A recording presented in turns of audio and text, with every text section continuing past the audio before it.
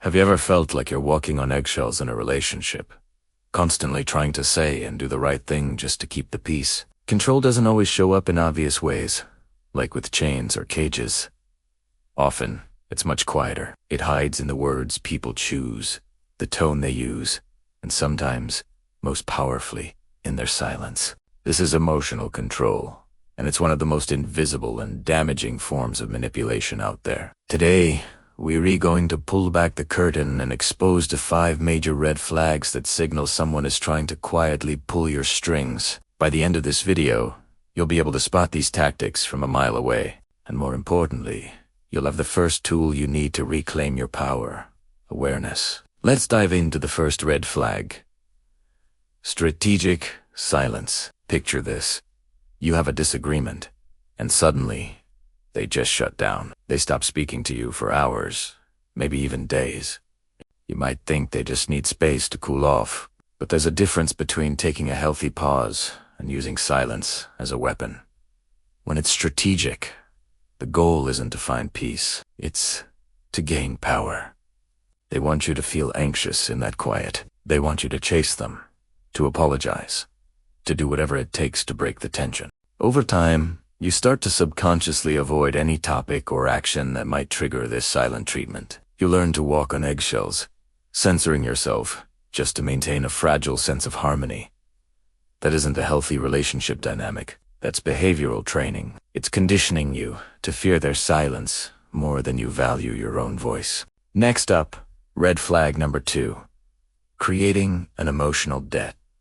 This is when someone makes you feel constantly guilty. Maybe they accuse you of things you didn't do, or they make you feel like you're never doing enough for them. Every kind gesture they make comes with invisible strings attached. You'll hear phrases like, "After everything I've done for you, ... or you wouldn't even have this if it weren't for me."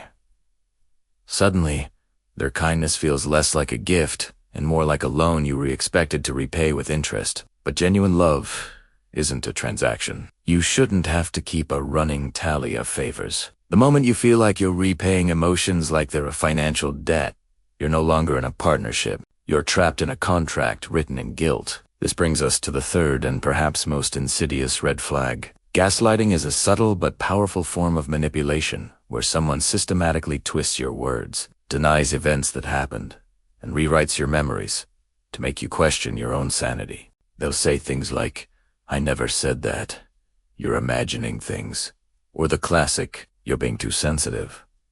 You might find yourself constantly second-guessing your own perception of reality.